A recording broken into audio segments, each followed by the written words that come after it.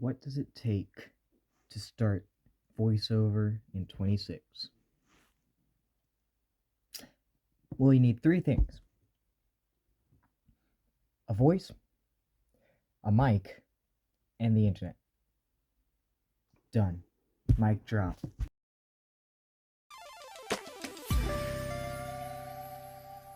Alright, let's be real though.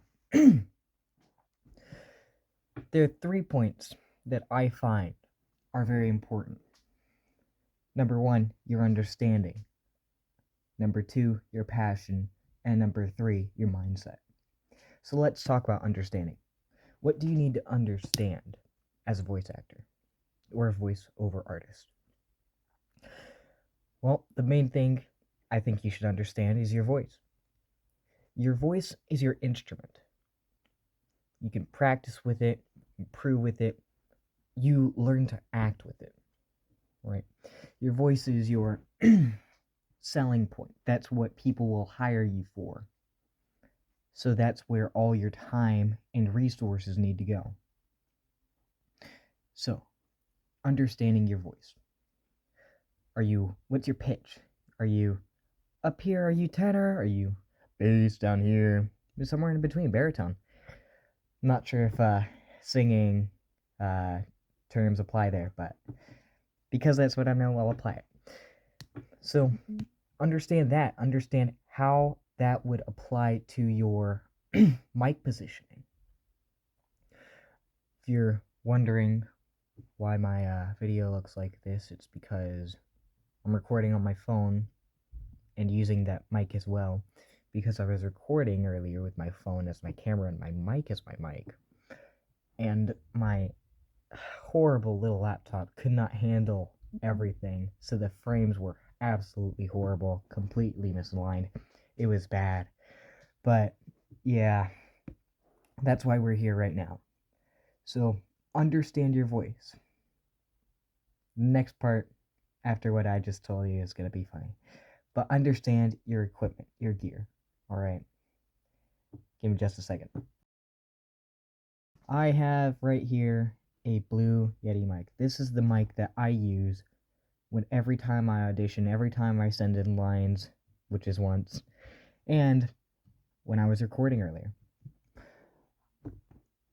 I'm absolutely horrible at understanding my equipment, okay? I understand this is the mute button right there, alright? That's about all I know about it. Then I have my gain. I don't touch that because I'm very afraid of it. I have... Oh wait, was that my gain? I don't know what I'm doing. That was volume. This is gain, and then this is the different types, which I do understand some of. But that is my mic. I understand very little about it. And the point I was making earlier was this is not only... I have right next to me an outline. Not only is this an outline, these are my notes to myself. This is what I use to practice. This is what I implement in my, when I looking for things to do with voice acting. I come to previous notes that I've taken from classes that I've outlines of. And it's monumental in how it helps me understand what I need to focus at. Because this is what's helping me. So, understanding your gear. I need to mess around with that later. Understanding connections. Voice acting is a very social business. So, you need to learn to not only manage yourself, but manage your connections. Manage your, how you speak to people. Are you going to speak to them professionally? Probably should. It's very fun to do when you're, my age, talking to a bunch of people who know what they're doing, trying to sound professional when I don't have a smallest idea of what I'm doing. But understanding that every person in this industry knows probably a little more than you, except me. I'm probably at the bottom. But all jokes aside, understanding who you're talking to is just as valuable as knowing what they're talking about. So the second point was a passion. So, to have a passion, I have a dictionary here. I'm not going to grab it again because it's under a bunch of stuff now. But the definition of passion is a desire or devotion to do an action or complete an action or other things. So to have a passion, you need a goal. You need something to have a passion for. Previously, in different videos, I have stated my goals countless times. I would love to be in Tales of Zale. I would love to be a voice actor, not just a voice-over artist. I would love to be someone who you could listen to when you're watching a animated series and you hear my voice. I would love to do that. But that is my goal. That is what I have a passion for. But with that comes a reason. And with that, a story. So, what are your reasons for your passions? What inspired you to get into this? Who inspired you? What inspired you is likely going to be the genre that you strive to be good at, not the genre you might be good at. All right, there's a difference between striving to be good at something and being good at. You can be good at something you hate. That's just reality. So it's the effort. I believe in a previous video, it's a lot about effort. But where are you going to put your effort is very crucial. So, your story. Who are you? Yeah. Understand who you are, your background, how that's implemented in your voice. You have a lot of people have an accent. Everyone has an accent, actually, because everyone's raised in different cultures. To an American, we tend to make fun of quite a bit of accents. But I'm told I have a very neutral American accent, which is interesting because I was raised in the South. So, not quite happy about avoiding that, but we'll make do. So, understand who you are, how that affects you, and how you can implement that. Lastly, the mindset. A lot of people talk about voiceover and voice acting as a business, and I see no fault with that. That is 100% true. It is a very business-minded operation. When you voice act, you have to manage yourself financially. Normally, you have to reach out to people. You're advertising yourself in different ways. You have to be very on point with what you do with your time. It's entrepreneurship. It's not usually a big business that you are. It's not a one-man show. Well, to start it is. But as you go on, you make those connections from earlier. You improve and you get people to be with you. You get agents. Some people don't, some people do. I'm not going to go into that. That's a completely different video that I don't want to talk about for a while. But you get demo makers, you get audio engineers, you get directors, producers. You have a variety of people that you will meet in this business and that will help you improve and will be a crucial part of your career as you go on. So when I think of mindset in voiceover, in voice acting, I think of a habit. I'm absolutely horrible with this. I don't practice like I should be. So what do? I implement it in my daily life. Sounds fun.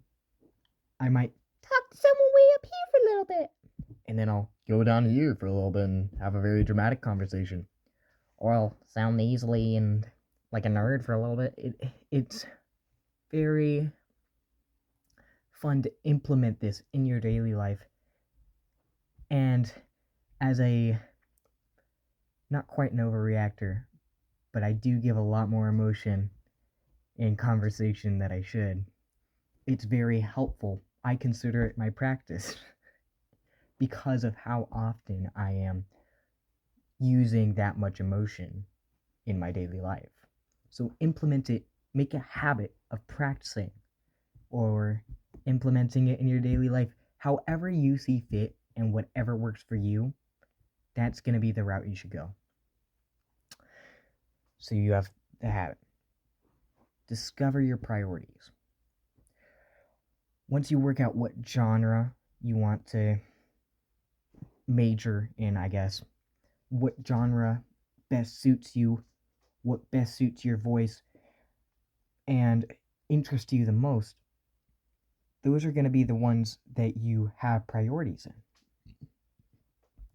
Oh, sorry.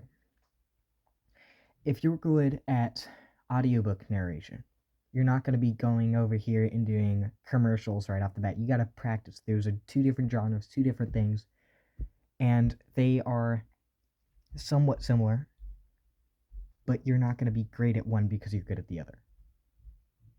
It all goes back to effort. Surprise. So where are you putting your effort? Why and where you're putting your effort is where your priorities lay, even subconsciously. The last point I want to make is learn to lose. Voiceover and voice acting are they're basically the same thing.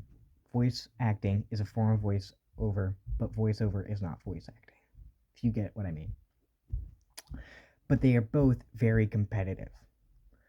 Even in like Casting Call Club, it's not uncommon for you to find about 10 people auditioning for a single role. Compared to all those higher and bigger websites that you can use, that's like nothing.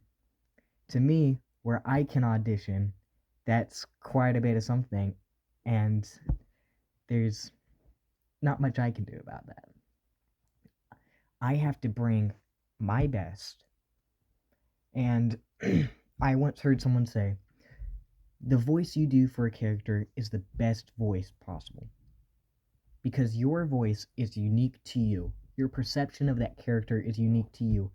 You're not going to see it the same way as your mother, as per se. She might see some character as cute, where you might see them, oh, they have a sword, so they're obviously a gremlin. So you need to accept that while it's your best, while it's the best you could possibly do in most scenarios, that might not be what the producer, director, whoever is running the show is looking for. And that's all right. In the end, you're not going to land every role. You're not going to land every job. You're not going to earn the high-paying job that everyone's going for. You're just going to do the best you can do. And from that, you're going to improve. And one day, one audition, you are going to land that role. You are going to be good enough for something. You are going to be what someone is looking for. And that's the dream. That's the goal. That is the point of why we audition.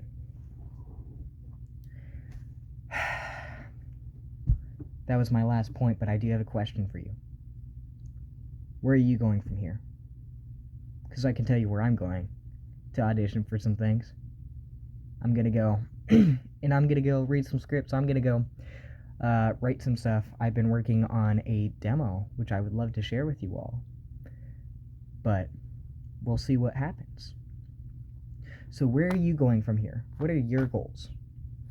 If I left anything out that you thought should be in the video, or you have any questions, feel free to ask. I'll answer them to the best of my abilities. But Sly the Fox, out.